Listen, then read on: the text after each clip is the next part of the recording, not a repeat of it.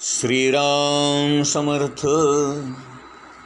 गोपाल कृष्ण भगवान की जय. सांख्य योगामध्ये आपण नेमकं काय शिकायचं तर मनाची समत्व अवस्था कशी साधायची याचं रहस्य, याचं गमक आपण शिकून घ्यायचं आहे.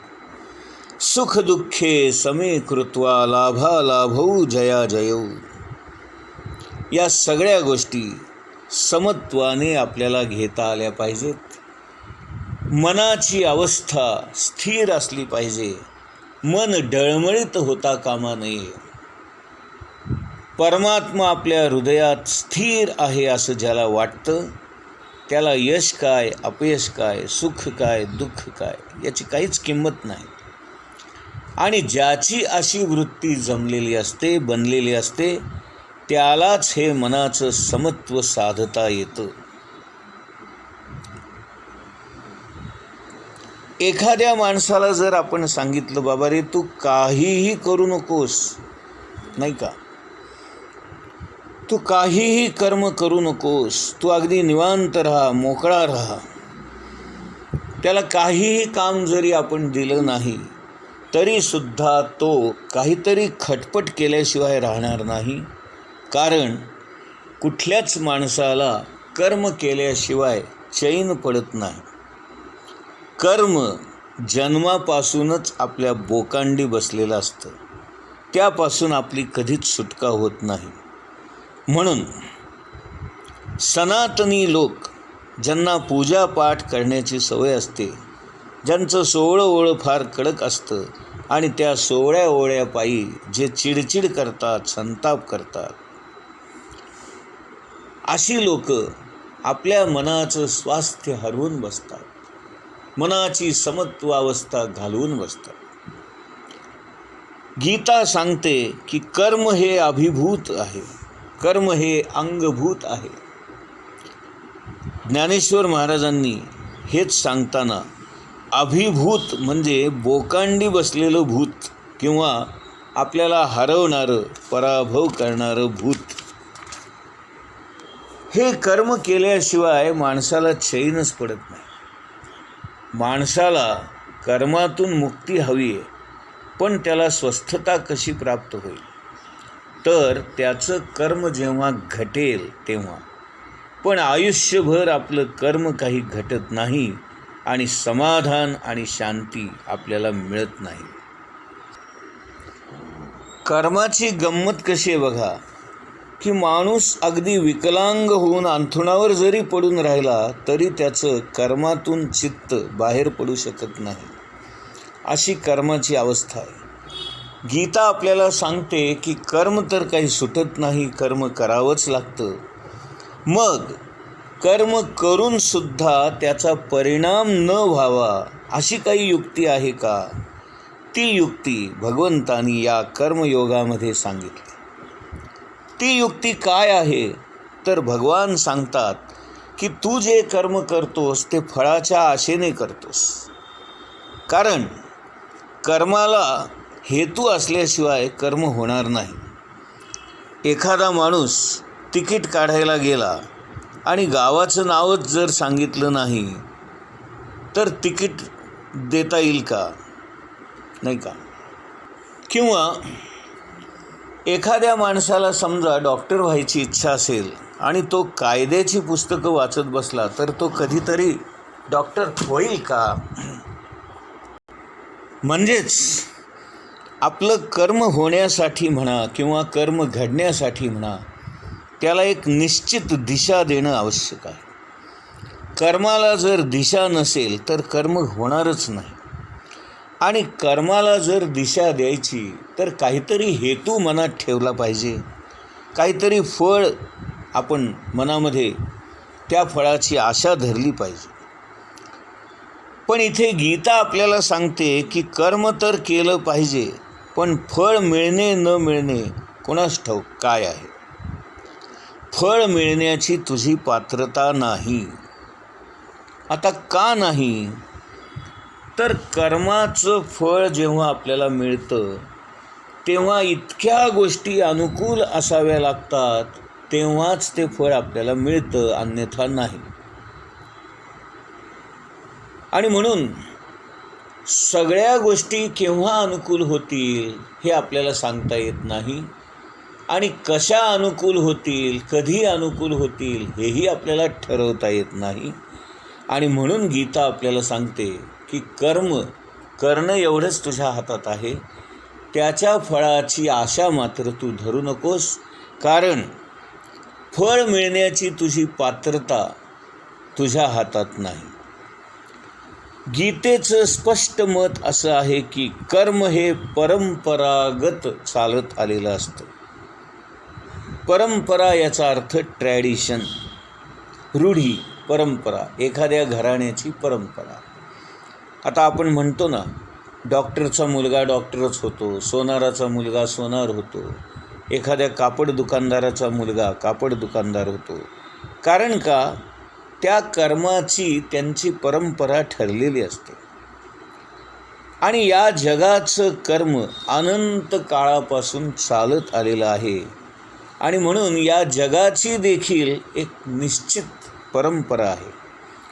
आणि त्या परंपरेला अनुसरून जे कर्म आपल्या वाट्याला येतं, त्यातला जो भाग आपल्या वाट्याला आलेला आहे तो आपण करायचा. आपण त्या कर्मामध्ये फारशी भर घालू शकत नाही, पण ते कर्मही थांबवू शकत नाही. हीच तर गंमत आहे. खरे सत्पुरुष जे असतात किंवा सद्गुरू पदाला पोचलेली जी मंडळी असतात, त्यांना आपलं कर्म बदलण्याचा अधिकार असतो. पण तुम्ही आम्ही सामान्य माणसं मात्र या कर्माच्या प्रवाहामध्ये वाहत जातो. आपल्या हातात काहीच नाही. किंबहुना कर्मामध्ये राहण्याची शक्ती देखील धडपणे आपल्यात नाही. या संपूर्ण विषयाचा संबंध काळाशी आहे, ज्याला टाईम फॅक्टर असं म्हटलं जातं. भगवान श्रीकृष्ण अर्जुनाला सांगतात, अरे अर्जुना, हे कर्म अनंत काळापासून चालत आलेलं आहे.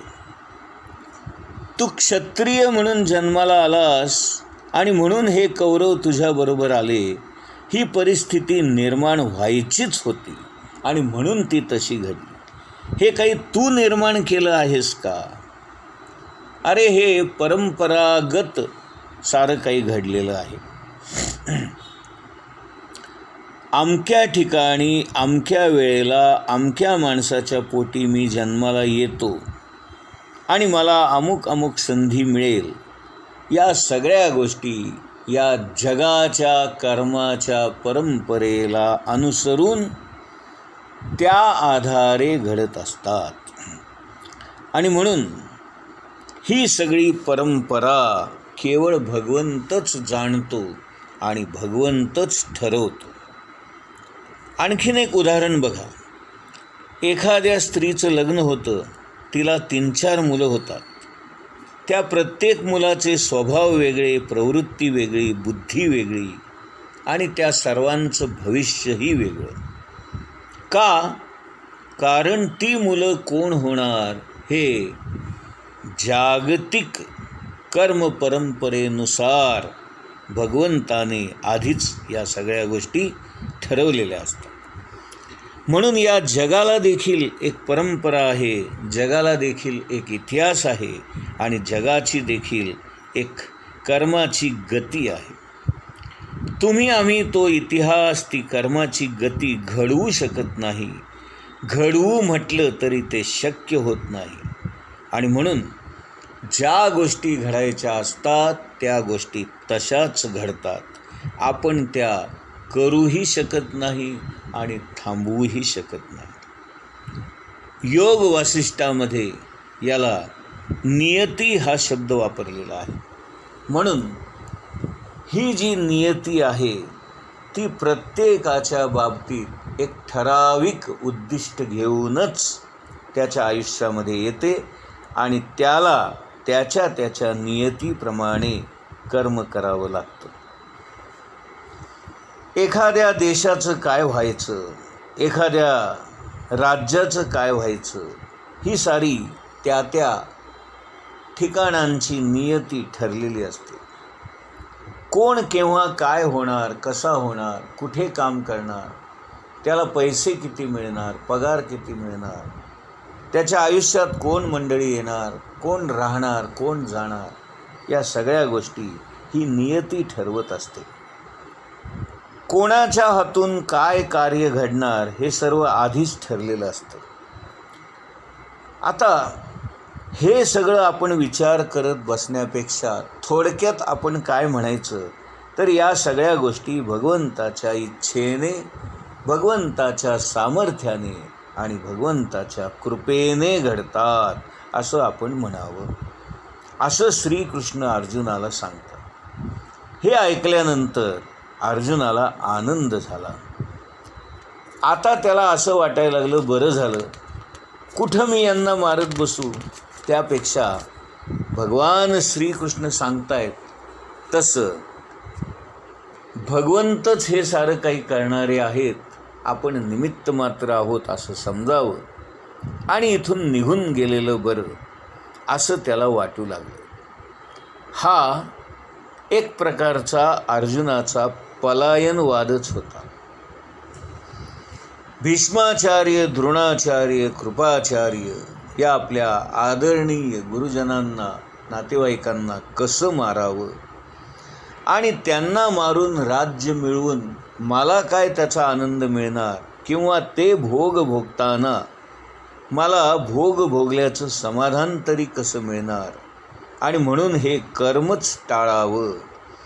त्यापेक्षा भगवान श्रीकृष्ण सांगतात कर्मापेक्षा ज्ञान महत्त्वाचं आहे आणि म्हणून आपण आता आत्मज्ञानच प्राप्त करून घेण्याचा प्रयत्न करावा, स्थितप्रज्ञ व्हावं. आणि एकदा का स्थितप्रज्ञ झालो की कर्माचं बंधनच राहणार नाही असं भगवानच म्हणालेले आहेत, तर आपण हाच पर्याय निवडावा आणि युद्धभूमीवरून निघून जावं असं अर्जुनाच्या मनामध्ये आलं. आणि इथपर्यंत आपण दुसऱ्या अध्यायाची पार्श्वभूमी पाहिली. आता आपण प्रत्यक्ष तिसऱ्या अध्यायाला सुरुवात करणार आहोत. गोपाल कृष्ण भगवान की जय.